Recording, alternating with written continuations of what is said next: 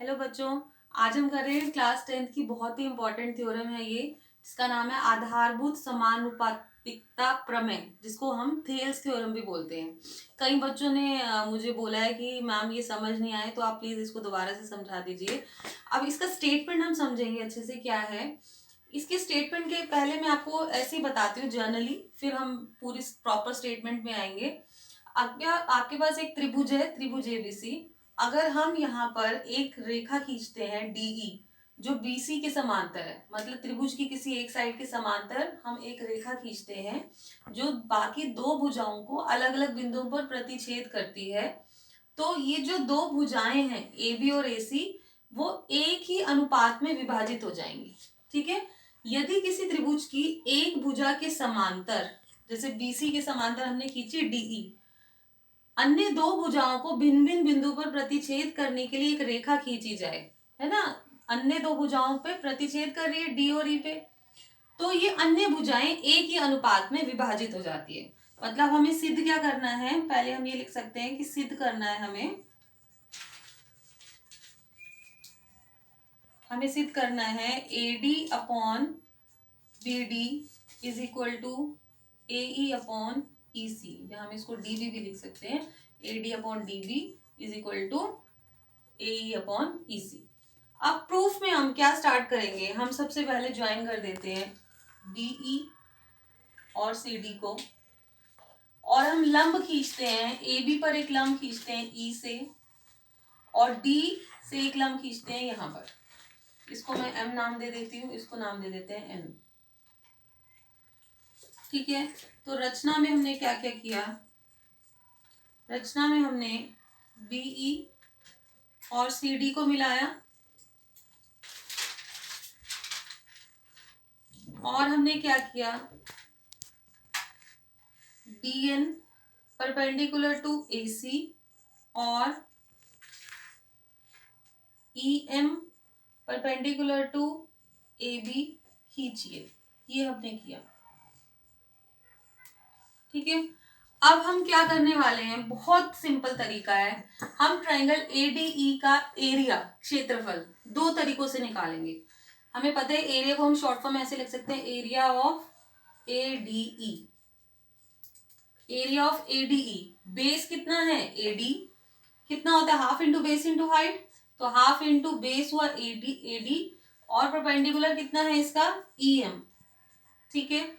और त्रिभुज B D E का area of triangle B D E, ये भी half into base into height, half into base कितना है इसका बी डी, और इसका भी परपेंडिकुलर कितना है ई एम।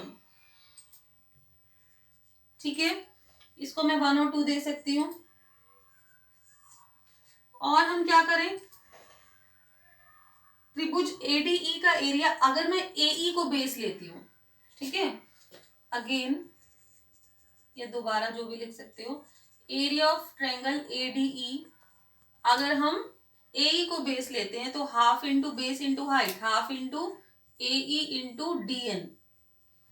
और यहाँ पे कौन सी ट्रायंगल बन रही है, triangle area of triangle D E C, वो हुआ half into base into height, base कितना हुआ ई सी, और इसका परपेंडिकुलर कितना हुआ डी एन।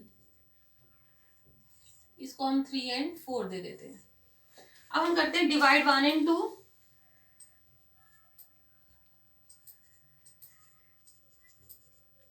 तो हमारे पास कितना आया, area of A D E upon area of B D E equal to half into A D into E M upon में half into B D into E M.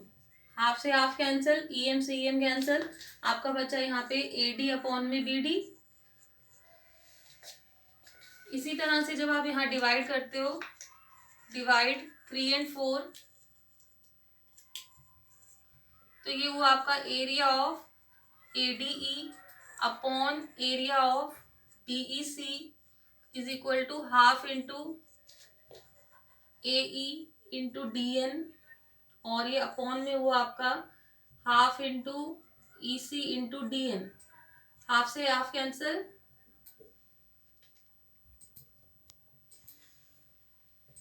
Cancel, तो आपका बचा है यहाँ पे AE अपॉन EC।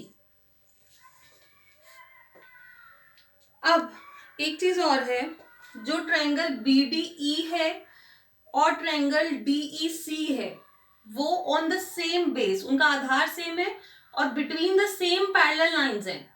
ये एक property हमने पढ़ी थी, अगर दो ट्रायंगल्स एक ही आधार पर हों और सेम समांतर रेखाओं के बीच में हो तो उनका एरिया क्या हो जाता है, बराबर हो जाता है। तो इसलिए क्या होगा, एरिया ऑफ BDE किसके इक्वल होगा, एरिया ऑफ DEC के इक्वल।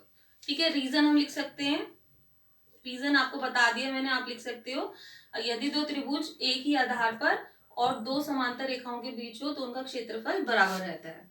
तो हमें यहां से क्या मिला, अब क्योंकि BDE DEC के इक्वल हो गया और ये AD बराबर है तो हमारे पास क्या आया, AD upon BD is equal to AE upon EC।